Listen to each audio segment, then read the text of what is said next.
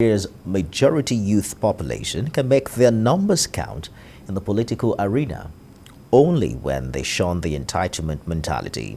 This was the insight given by an academic, Dr Karo Ilolo, at the maiden Annual Owhara Youth Summit in Oleh, Isoko South, local council of Delta State.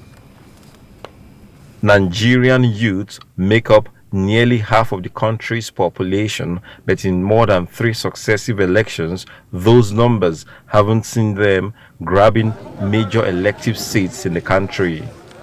In spite of the perceived gap between the leaders and the led, the socio-political consciousness is on the rise.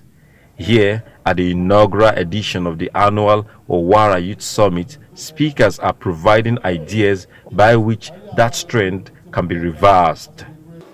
They now put a legislation in place which they titled "Not Too Young to Run." The National Assembly has also reversed itself by enacting another law which has provided for direct primary in all political parties.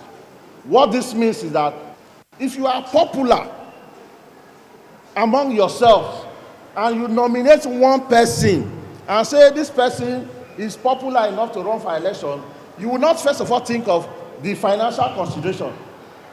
You will think of, does the person have the ability to organize yourselves, and you go and vote en masse without receiving a dime. This is election of popularity. So get your voters' card. Be popular among your youth. Try doing positive things. As part of the conversation, there is also the need for young persons to work at building the capacity to take up leadership at critical levels. You should follow up and know what is happening in the society. If you cannot participate, don't think tomorrow you will just jump from nowhere and you say, I want to become a councillor. As a youth, you are in a stage of foundation laying. And when your foundation is faulty, then you cannot build. In light of the ideas being canvassed, participants are handed empowerment kits to enable them build an economic mainstay.